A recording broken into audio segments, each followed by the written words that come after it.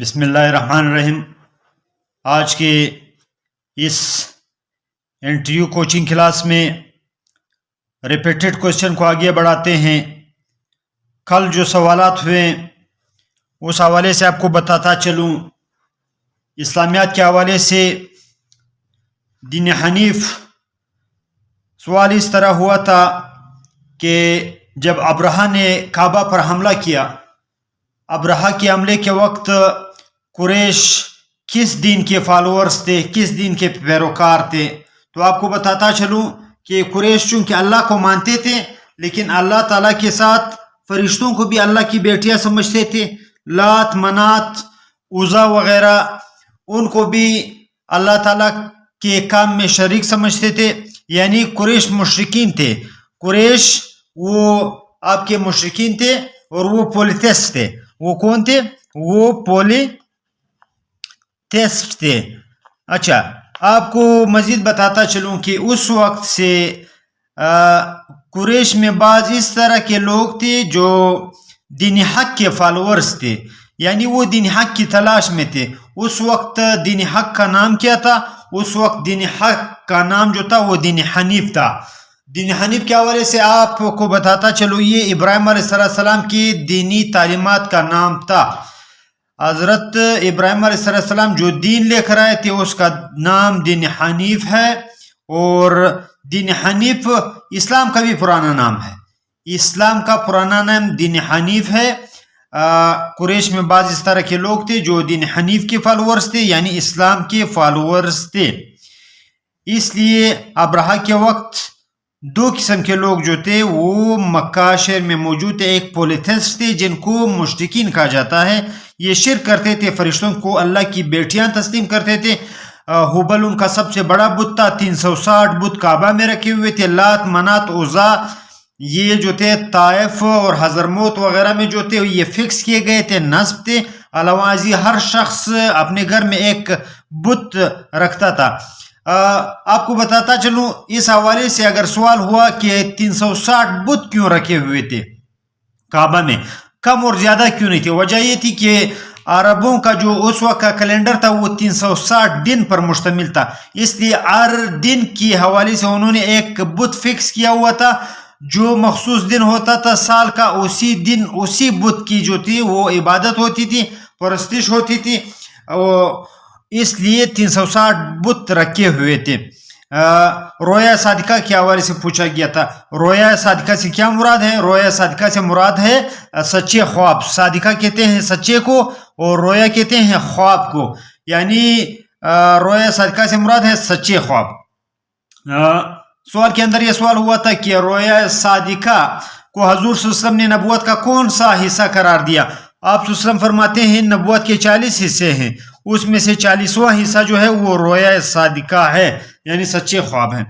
تو یہ سوال پوچھا گیا تھا کہ نبوت کے آغاز سے پہلے حضور صلی اللہ علیہ وسلم کے ساتھ کچھ عجیب واقعات ہوئے تھے، وہ واقعات آپ ڈسکس کریں۔ تو وہ واقعات رویا صادقہ تھے، یعنی حضور صلی اللہ علیہ وسلم رات کو جو خواب دیکھتے تھے وہ بہو صبح وقوع پذیر ہو جاتا وہ واقعہ۔ ان معاملات کو، ان حالات کو رویا صادقہ کہا جاتا ہے، سچے خواب ہیں۔ یہ نبوت کا 40واں حصہ ہے۔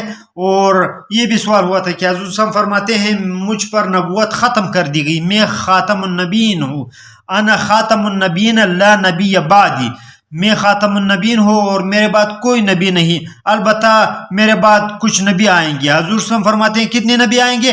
آپ صلی اللہ علیہ وسلم فرماتے ہیں میرے بعد 30 نبی آئیں گے، 30 نبی۔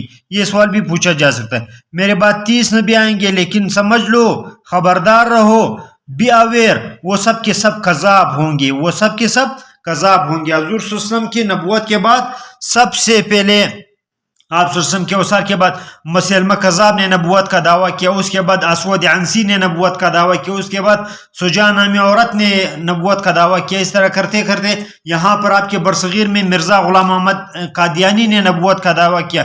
اس وقت جو کیلکولیشن کی گئی ہے 25 نبی آ چکے ہیں، 25 نبی آ چکے ہیں کذاب، جھوٹے نبی۔ 5 نبیوں کا انتظار ہے، جب 30 نبی پورے ہو جائیں گے تو اس کے بعد پھر قیامت آ جائے گی۔ یہ سوالات رویا صادقہ کے حوالے سے جو ہیں وہ ہوئے تھے.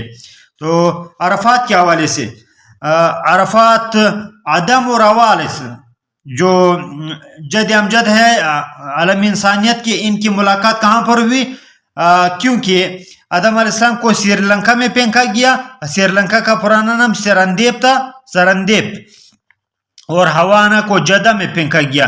اس حوالے سے آپ کو بتاتا چلوں، جدہ عربی زبان کا لفظ ہے جس کے معنی ہے جدہ یعنی بوڑھی عورت، یعنی جد سے نکلا ہے جدہ یعنی اولڈ وومین. چونکہ حوانا جو ہے وہ انسانیت کی ماں ہے، اس لیے اس علاقے کا نام جدہ رکھا گیا.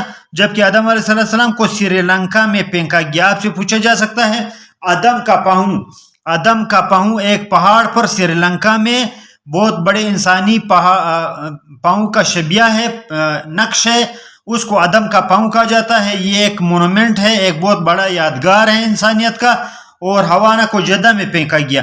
یہ سری لنکا سے روانہ ہوئے اور حوانا جدہ سے روانہ ہوئی. عرفات کے میدان پر ان کی ملاقات ہوئی. اور عرفات عربی زبان کا لفظ جس کے معنی ہے پہچاننا، انٹروڈکشن.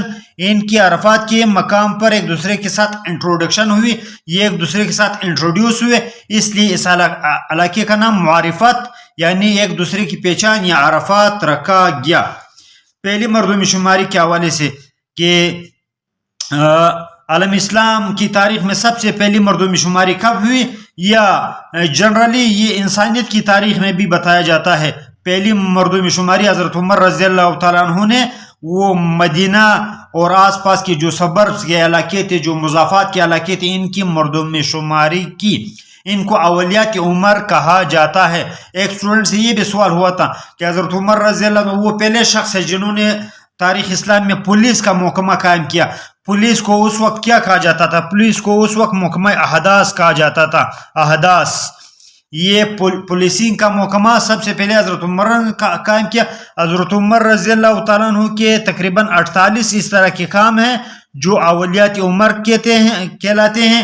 یعنی اولیات عمر اسٹیٹ کے حوالے سے وہ کام ہیں جن کا ابتدا حضرت عمر رضی اللہ تعالیٰ عنہ نے کیا. مثلا مردم شماری کا آغاز، احداث، پولیس کا محکمہ قائم کرنا، اس طرح کے 48 کام جو ہے وہ حضرت عمر رضی اللہ کے کردار میں جو ہے وہ درخشاں ہیں جن کو اولیات عمر کہا جاتا ہے.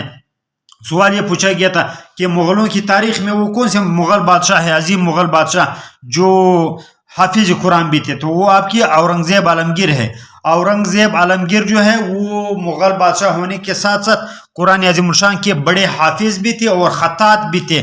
وہ رائٹر آف ہولی قرآن بھی تھے. وہ قرآن مجید کی کتابت کر کے جو ہے وہ ٹوپیاں بنا کر جو مسجدوں میں رکھی جاتی ہے، وہ والی ٹوپیاں جس کو مزری کہا جاتا ہے، یہ ٹوپیاں بنا کر اپنے اور اپنے بچوں کا پیٹ پالتے تھے. علاوہ کل کے حوالے سے یہ سوال ہوا تھا کہ کل یہ سوال ہوا تھا کہ آنے والا دن 17 نومبر کا ہے.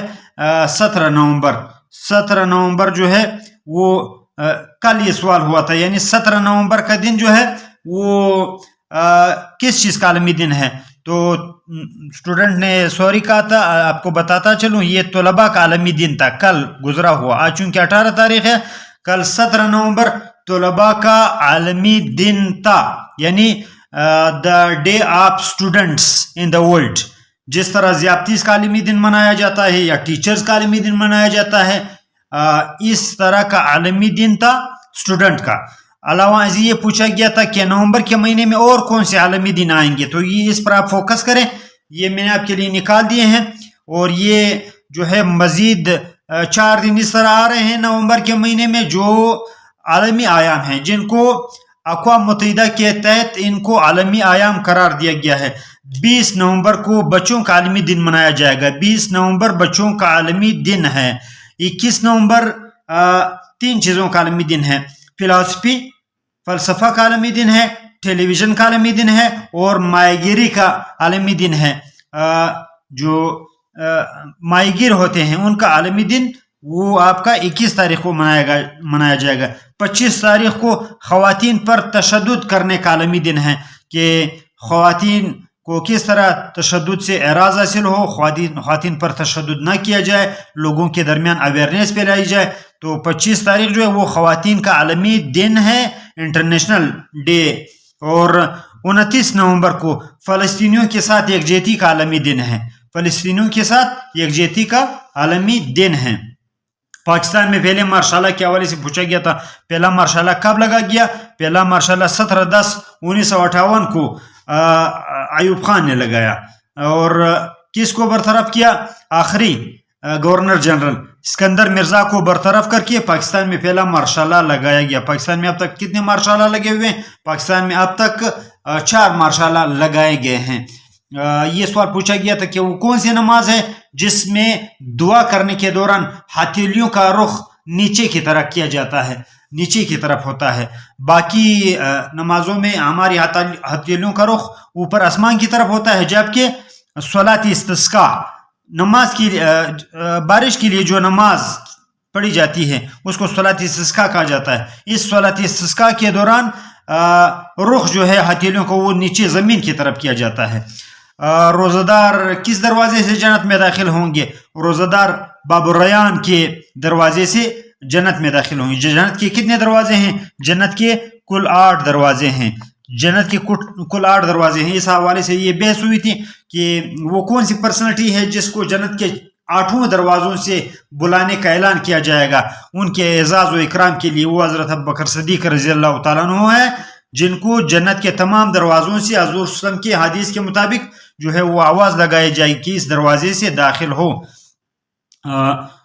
قرآن عظیم الشان کی کس سورت کو سورہ توحید بھی کہا جاتا ہے؟ سورہ اخلاص کو سورہ توحید بھی کہا جاتا ہے. بتاتا چلوں کہ قرآن عظیم الشان کی سورہ اخلاص کو سلسل قرآن یعنی قرآن کا تیسرا حصہ، یعنی اگر 3 مرتبہ کوئی سورہ اخلاص پڑھ لے تو گویا اس نے قرآن عظیم الشان ختم کیا. تو اس کو سلسل قرآن بھی کہا جاتا ہے. کس مذہب میں عالم کو، کس مذہب کے اسکالر کو، امام کو ربی کہا جاتا ہے؟